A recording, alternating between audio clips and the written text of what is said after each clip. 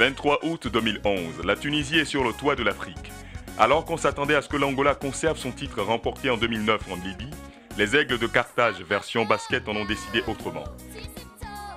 Intraitable en défense avec un Salé Mejri des grands jours et adroit dans les tirs aux 3 points à l'image d'Amin Rezig, les Tunisiens ont déjoué tous les pronostics et ont remporté leur premier titre continental.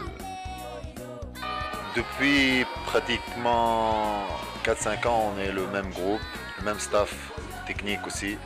Donc on a acquis beaucoup de bonnes choses et on travaille souvent sur des bases, sur ces bases-là. Nous, tactiquement, on est plus fort que les autres. On est tactiquement plus fort. On a des joueurs chevronnés. J'ai un impact très fort sur les joueurs. Ils font ce que je veux. Ils ne font pas ce qui leur passe par la tête. Qu'est-ce qui a pu changer dans le basket tunisien pour titiller les plus grands et devenir une foudre de guerre? À Abidjan, l'objectif est clair. Confirmer le titre de champion et démontrer aux yeux du monde du basket que le titre acquis en Tananarivo n'est pas le fruit du hasard, mais plutôt le fruit d'un travail et d'une stabilité au sein de la maison de basket tunisienne.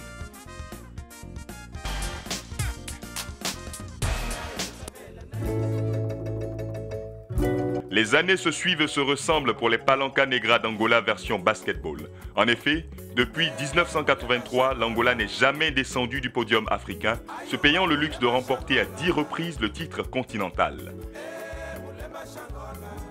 De la génération de Jean-Jacques Conceição, des années 80 à celle de Joaquim Gomez, la même volonté, la même motivation, la même soif de vaincre, imposer son jeu, son rythme au basketball continental.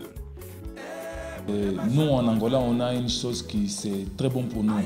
Presque tous les joueurs jouent en Angola. On peut contrôler la forme physique, la forme technique.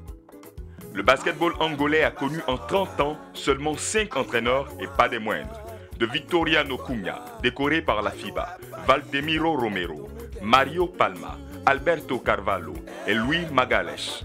Tous avaient la même philosophie de basket, un basket efficace, un mental de feu et toujours à la recherche de la perfection. C'est une question de travail, il peut gagner. S'il joue avec une bonne équipe, s'il fait des règlements clairs pour les joueurs, pour les fédérations, ça c'est possible. La date du 28 août 2011 sera à marquer d'une croix. L'Angola perd sa couronne après 6 titres de champion successifs. La faute, semble-t-il, à un grain de sable qui aurait enrayé la machine. Un nouvel entraîneur qui a choisi une nouvelle voie. Aujourd'hui, la leçon a été retenue. L'objectif est de ne pas commettre les mêmes erreurs. À Abidjan, ce sera autre chose.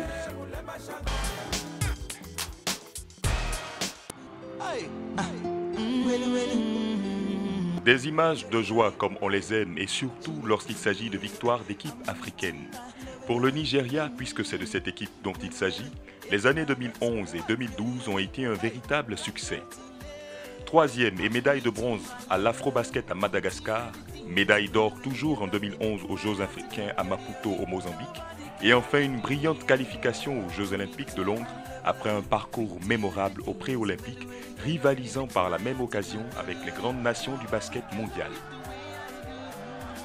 You know, we took the team away from their comfort zone, took them to China to try to build the esprit de corps. Our major objective was to win the Olympic qualifying tournament, not to win the Olympic tournament. Sur ce tournoi pré-olympique, on se rappelle que les Nigérians ont tour à tour battu la Lituanie 86 à 80, la Grèce 80 à 79 et face à la République dominicaine, les joueurs nigérians ont réussi le match parfait, réussissant tous ensemble l'objectif fixé, les Jeux olympiques de Londres. Le Nigeria, qui a toujours brillé par son inorganisation, comme lors des 2 derniers Afrobasket à Luanda 2007 et Tripoli 2009, est transfiguré. Aujourd'hui, il semble que la fédération nigériane ait opté pour une nouvelle politique. Auparavant, on recrutait des entraîneurs étrangers, des Américains en particulier, et qui arrivaient à quelques jours des compétitions. Promis, juré, fini donc l'improvisation. Fini les regroupements à quelques jours des compétitions et surtout, ne viendront aux sélections que les joueurs qui ont une réelle envie de porter la tunique de l'équipe nationale. Abidjan sera l'endroit idéal pour confirmer ce renouveau du basket nigérian. Et si les Nigérians nous refont le coup de Maputo ou des pré-olympiques, nul doute que la première place ne serait qu'une formalité.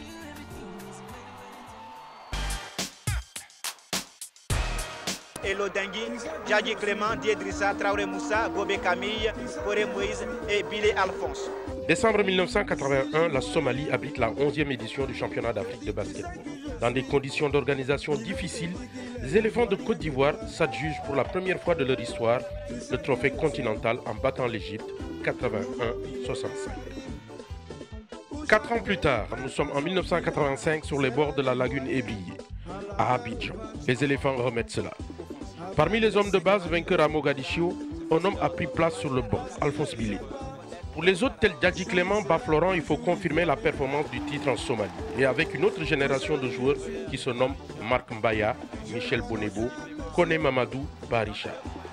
Kone Mamadou, Bafloran, Djadji Clément, l'apothéose. Oh, c'est fini, le champagne. Le champagne pète. Les Ivoiriens vont retrouver le podium quelques années plus tard, en 2009 en Libye. Mais à la place de l'or, ce sera la médaille d'argent. Car cette fois-ci, l'Angola était plus forte, 82-72. Mais à travers ce championnat d'Afrique à Tripoli, on a découvert une nouvelle génération tout aussi exceptionnelle que ses devancières. Avec des joueurs qui visiblement, dès leur jeune âge, se sont aguerris à travers des tournois internationaux. Il faut ce genre de tournoi-là pour que les enfants puissent affirmer, ils puissent prendre goût à la grande compétition. Et puis bon, voilà quoi, ça permet de faire ce que nous sommes aujourd'hui. À Abidjan, la génération de Solo Diabaté, Pape Philippe Amagou, Mohamed Koné, Stéphane et autres voudront imiter leurs aînés en décrochant le titre. Ils en sont capables, car les éléphants ont toujours su se sublimer lors des grands rendez-vous. Pour mettre toutes les chances du côté des éléphants, les autorités ont mis les bûchers doubles en réfectionnant les palais des sports de Treichville et en construisant de nouvelles salles d'une capacité de 1500 places. C'est donc une grande motivation, une réelle mobilisation, une union sacrée de toute la Côte d'Ivoire pour amener les éléphants à réussir la passe de 3.